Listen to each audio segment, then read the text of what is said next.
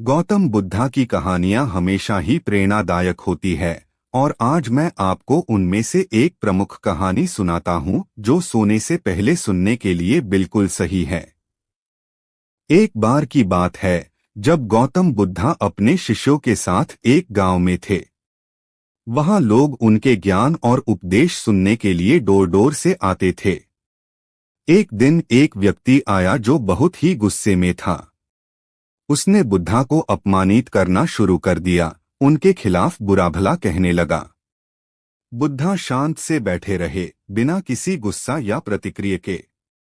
व्यक्ति ने थोड़ा समय बाद देखा कि बुद्धा बिल्कुल भी प्रभावित नहीं हो रहे थे।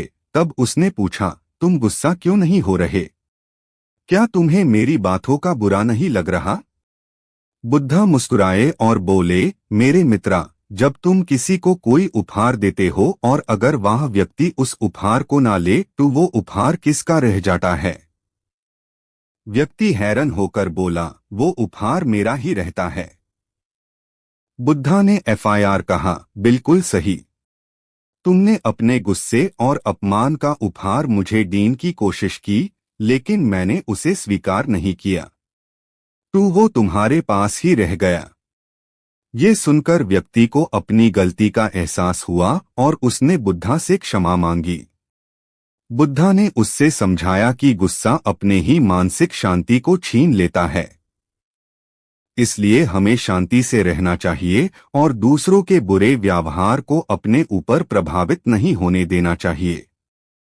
गौतम बुद्धा की ये कहानी बस इतनी ही नहीं थी, बल्कि उस व्यक्ति के बदलाव का आगाज भी थी। जब बस व्यक्ति को अपनी गलती का एहसास हुआ तो उसने बुद्धा के चरणों में गिरकर क्षमा मांगी। बुद्धा ने उसे उठाया और कहा, स्वयं को माफ करना सीखो, तभी तुम सच्ची शांति को प्राप्त करोगे। अपने गुस्से को छोड़ दो, क्योंकि ये तुम्हारे हृदय को भारी बना देता है और तुम्हारे जीवन में खुशियों की जगह कम कर देता है। उस दिन के बाद वो व्यक्ति बुद्धा का शिष्य बन गया और उनकी सीख को अपने जीवन में अपनाने लगा।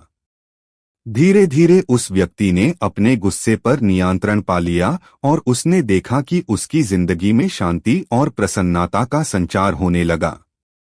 उस व्यक्ति ने अपने अनुभव से ये समझा कि जब हम अपने मन को शांत रखते हैं और दूसरों के बुरे व्यवहार का प्रभाव अपने ऊपर नहीं पड़ने देते, तभी हम अपने जीवन में सच्चा सुख पा सकते हैं। बुद्धा की ये कहानी हमें ये भी सिखाती है कि हम अपने विचारों और भावनाओं के मालिक हैं।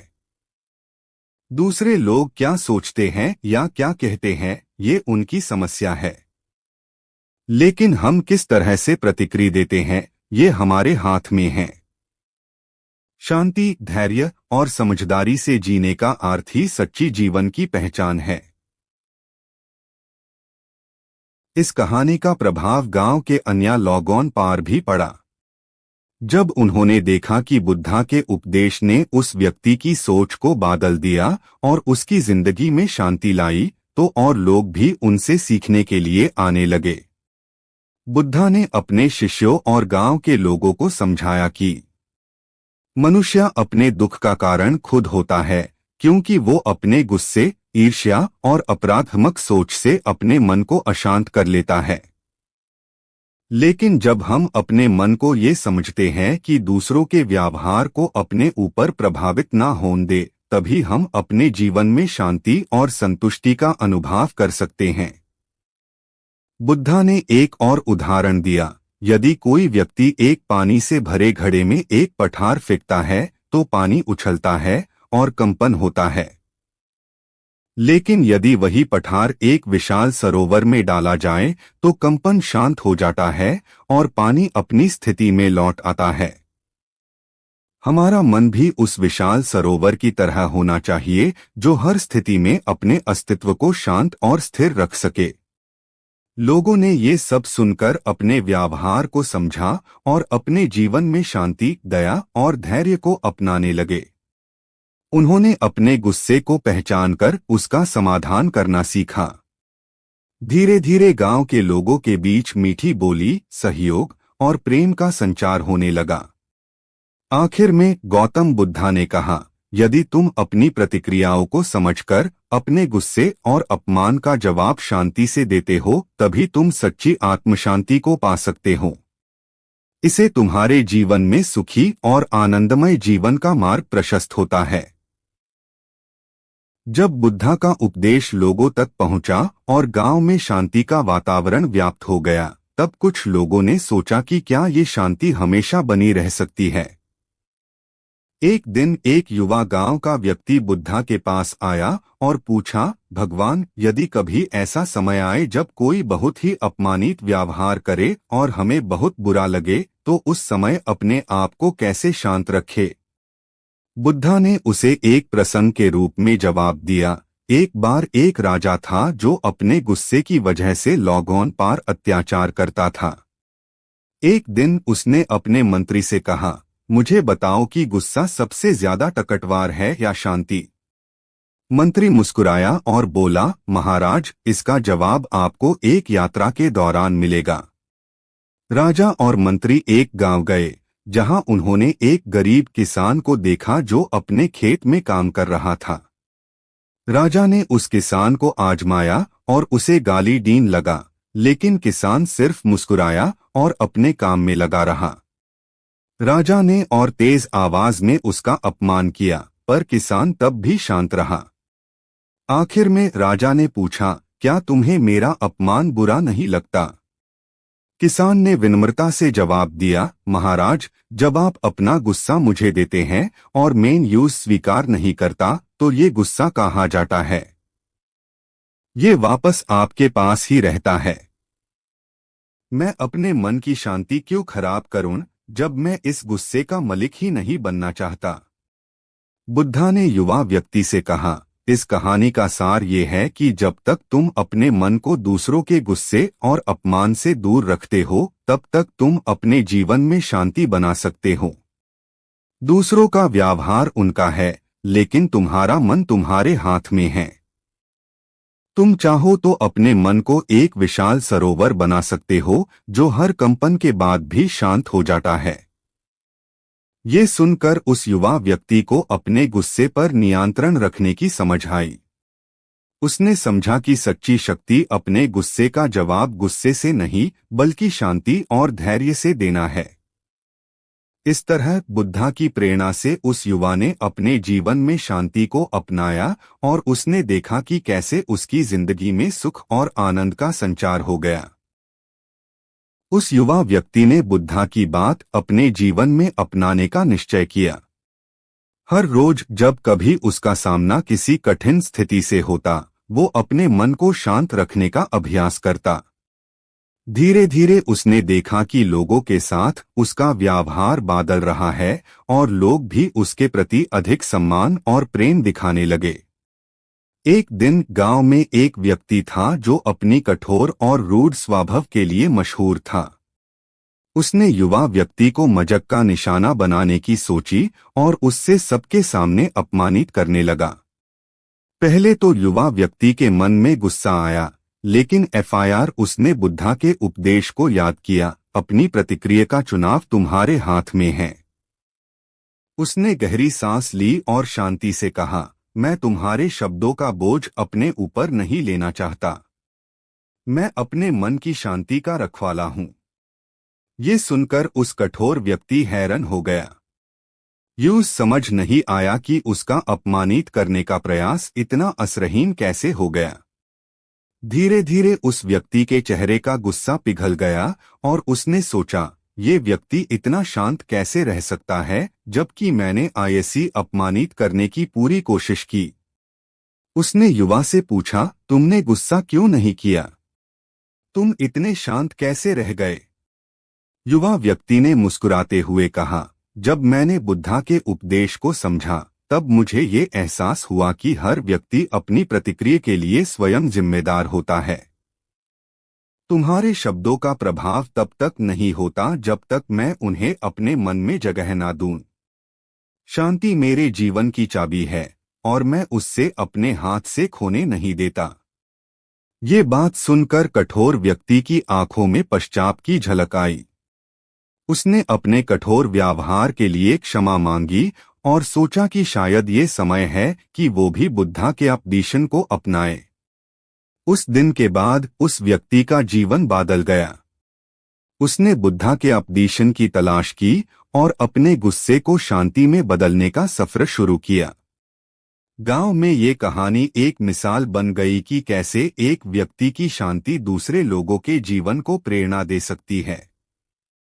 बुद्धा के उपदेश ने न सिर्फ उस युवा व्यक्ति को बल्कि पूरे गांव को एक नई दृष्टि दी, जहां लोगों ने समझा कि सच्ची शक्ति अपने गुस्से का मूल तोड़कर शांत। ये कहानी गांव में प्रेरणा का एक विशेष प्रतीक बन गई। लोगों ने बुद्धा के उपदेश को अपनाना शुरू किया और धीरे धीरे गांव का वातावरण पूर्णतः बदल गया।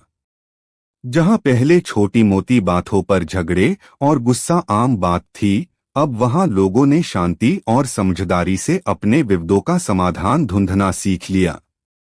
एक और घटना तब घटी जब गांव में एक महोत्सव के दौरान दो व्यक्तियों के बीच विवाद हो गया। एक व्यक्ति ने गुस्से में आकर दूसरे को जोर से धक्का दे दिया।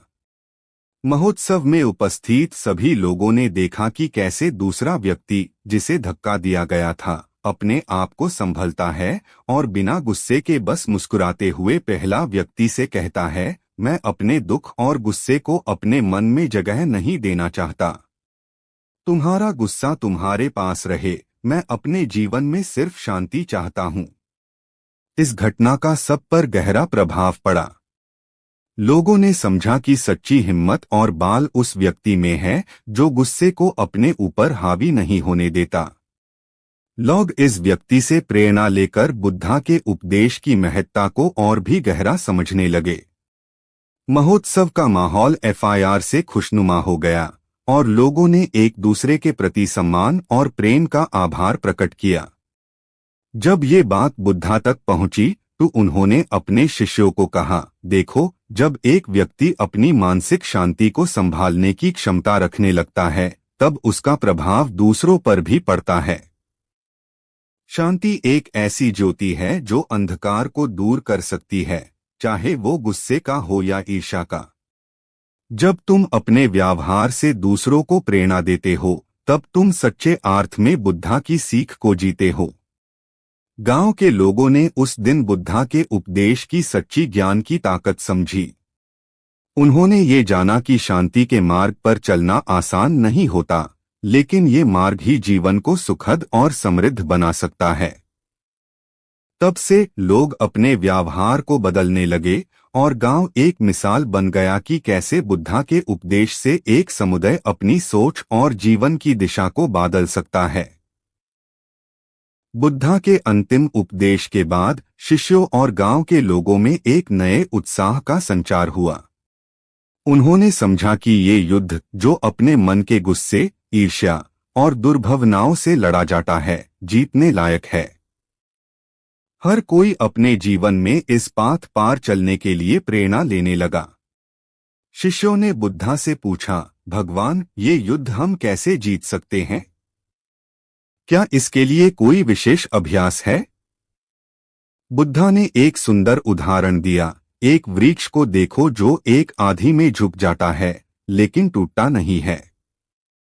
जब आंधी शांत होती है तो वृक्ष FIR अपने स्थान पर खड़ा हो जाता है, पहले से भी मजबूत।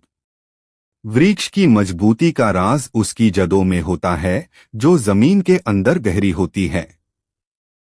ऐसे ही अगर तुम अपने मन की जड़ों को शांति और समझदारी से मजबूत बनते हो तो कोई भी आंधी तुम्हें हिला नहीं सकती।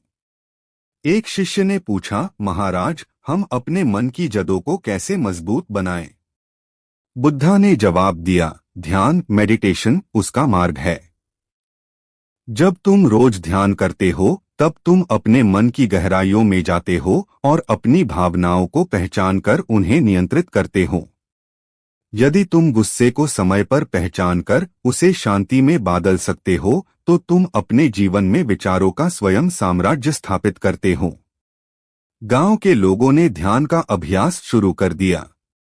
प्रथम दिन कुछ लोगों को मुश्किल हुई, उनके विचार इधर-उधर भटकने लगे। लेकिन धीरे धीरे लोगों ने देखा कि उनके मन में शांति का संचार होने लगा। पहले जहां लोग छोटी बातों पर गुस्सा हो जाते थे, अब उन्होंने देखा कि वो मुस्कुराकर बात को टालने लगे। बच्चे जो अपने माँ बाप के गुस्से से कभी कभी दार जाते थे, अब अपने परिवार में एक नया प्रेम और समझौता देखने लगे। एक वृद्ध व्यक्ति जो अपनी जिंदगी भर अपनी कठोरता और गुस्से के लिए जाना जाता था, उसने भी ध्यान करना शुरू किया। एक दिन उसने सबके सामने कहा, मुझे आज समझ में आया है कि मैं अपने ही गुस्से का बंधन बन गया था। बुद्धा के उपदेश और ध्यान के अभ्यास ने मुझे अपनी असली स्वाभाविक शांति तक पहुंचाया। उस वृद्ध व्यक्ति की कहानी सुनकर लोगों के मन में और भी विश्वास उत्पन्न हुआ। हर व्यक्ति ने ये समझा कि मानसिक शांति जीवन की सबसे बड़ी संपत्ति है, जो किसी भी बाहरी संपत्ति से अधिक महत्वपूर्ण है। बुद्धा ने अपने अंतिम संदेश में कहा, जब तुम अपने मन के व्यवहार को नियंत्रित कर लेते हो, तब तुम जीवन के हर पहलू में अपना स्वयं का आनंद पाते हो। जब गांव पूरी तरह से बुद्धा के उपदेश और उनके आदर्शों से प्रभावित हो गया, तो वहां एक ऐसा वातावरण बन गया जिसमें लोगों में भाईचारा, प्रेम और समझदारी का विकास हुआ। एक दिन कुछ यात्रा करने वाले व्यक्ति गांव में पहुंचे, जो दूर दूर के शहरों से आए थे। उन्होंने देखा कि ये गांव अन्य स्थलों से अलग था। यहाँ लोग शांति और मुस्कान के साथ जी रहे थे, जहाँ ना कोई झगड़ा था और ना ही नफरत। एक यात्री ने गांव के एक वृद्ध से पूछा, आखिर आप लोग इतने शांत और खुश कैसे हैं? आजकल तो हर जगह गुस्सा, लालच और ईर्ष्या का बोलबाला है। वृद्ध ने मुस्कुराते हुए जवाब दिया, ये सब गौतम बुद्धा के उपदेश का प्रभाव है। उन्होंने हमें ये सिखाया है कि सच्ची शांति बाहर की वस्तुओं या हालात में नहीं, बल्कि हमारे अपने मन के अंदर है। जब हम अपने गुस्से, ईर्ष्या और दुर्भावनाओं को पहचानकर उन्हें नियंत्रित करना सीख लेते हैं, तभी हम अपने जीवन में सच्ची शांति और सुख का अनुभव करते हैं। ये सुनकर यात्री चकित हो गए। उन्होंने बुद्धा के शिष्यों से मिलने की इच्छा व्यक्त की। शिष्यों ने उन्हें अपने स्थान पर आमंत्रित किया और उनका स्वागत किया। वहां उन्होंने बुद्धा के उपदेश और ध्यान का महत्व सुना। बुद्धा, जो तब तक अपनी अंतरयात्रा में व्यस्त थे, उन यात्रियों से मिले और उन्होंने कहा, ये समय केवल एक गांव या एक स्थल तक सीमित नहीं है। ये समय है कि ये संदेश जगत के हर कोने तक पहुंचे। शांति और धैर्य का मार्ग सभी के लिए उपलब्ध है, बस हमें अपने आप को उस मार्ग पर चलने की इच्छा जगनी होती है। उन यात्रियों ने बुद्धा के उपदेश को अपने जीवन में अपनाने का निश्चय किया। जब वे अपने अपने शहरों को लौट गए, तो उन्होंने भी शांति, धैर्य और समझदारी का संदेश फैलाना शुरू कर दिया। धीरे धीरे बुद्धा के उपदेश अनेक अन्य गांवों और शहरों में भी फैलने लगे। लोग अपने जीवन के सूक्ष्म क्षणों में भी शांति की तलाश करने लगे और ये सीखा कि सच्ची शांति तभी मिलती है जब हम अपने विचार और भावनाओं पर नियंत्रण करना सीख जाएं। इस प्रकार बुद्धा के उपदेश सिर्फ एक कहानी या एक सबक बनकर नहीं रहे, बल्कि जीवित प्रेरणा बन गए, जो हर मनुष्य को अपने जीवन में अपनाने का अवसर देते हैं। गांव, जो एक समय सिर्फ एक आम स्थल था, अब एक मिसाल बन गया कि कैसे एक व्यक्ति और एक समुदाय अपने विचारों और आचरण से पूरे समाज को रोशनी दे सकते हैं। आज भी ये गांव अन लोगों के लिए प्रेरणा का स्रोत बना हुआ है, जो शांति और धैर्य का मार्ग तलाशते हैं। बुद्धा के उपदेश साबित करते हैं कि सच्ची शांति हमारे अपने हृदय में होती है, और यदि हम उसे खोजते हैं, तो हम अपने जीवन को सच्ची खुशियों और आनंद से भर सकते हैं।